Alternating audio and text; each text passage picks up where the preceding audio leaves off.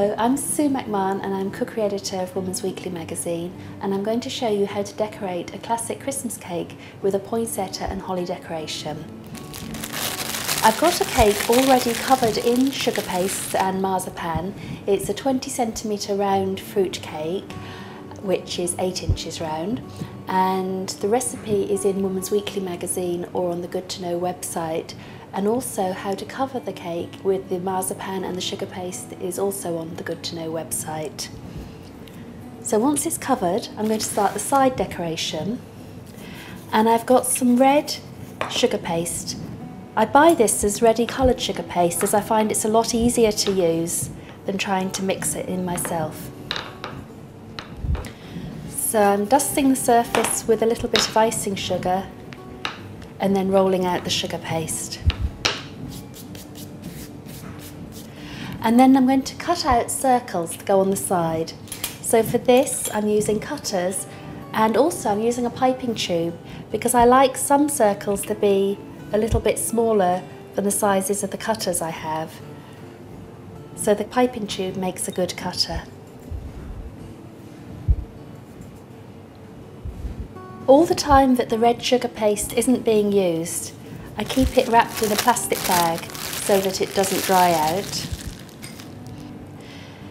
And then to stick these onto the cake, I'm going to put some water onto the back of them and then press them where I want them to go. These go on quite randomly, so you can make up your own design.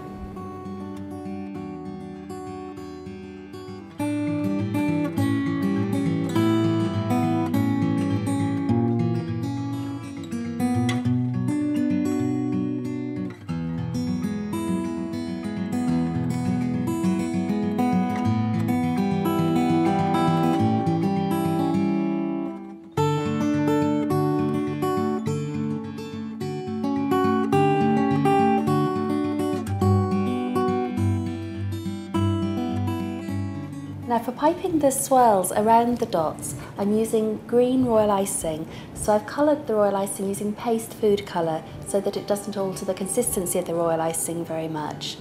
And I've got a number 2 plain piping tube inside the disposable piping bag. And I find it easier to have the cake raised slightly, so I've put this one onto a turntable, but you could use a mixing bowl to raise it up as well. Then to pipe, I'm doing a snail's trail, which is a series of dots which are joined up. And I'm piping just a little bit away from the red dots. I've got a damp cloth here that when I keep breaking the line, I can clean the end of the piping tube in the damp cloth. Then when I get to the end of a line, I can pipe some dots. So 4 or 5 dots, starting off with a big one and then decreasing in size. Then I can use a damp paintbrush just to press them down.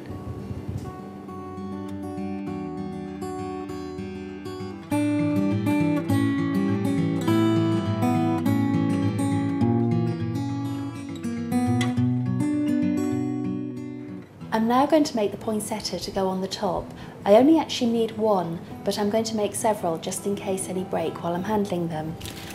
So to dry the poinsettia in a curved shape, I've taken some foil and I'm just going to make it into a cupped shape, and I'm going to rest it in the hole of a bun tray to hold it.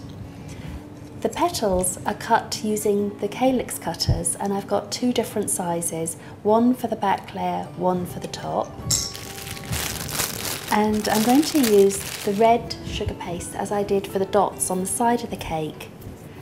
But rather than using it just as it is, I'm going to add some CMC.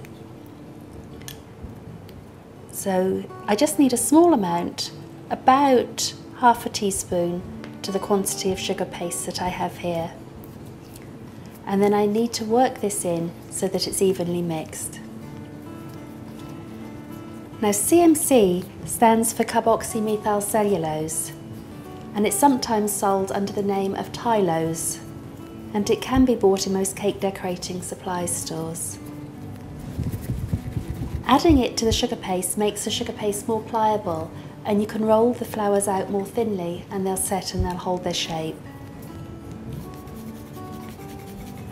And I'm going to roll it out on a surface that's been lightly dusted with icing sugar.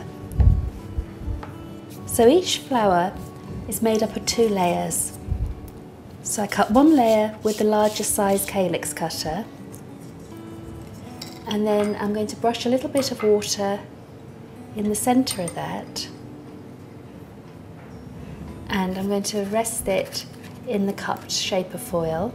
Then I'm going to cut out a layer with the smaller size, and I'm going to rest that on top so that it alternates with the first layer.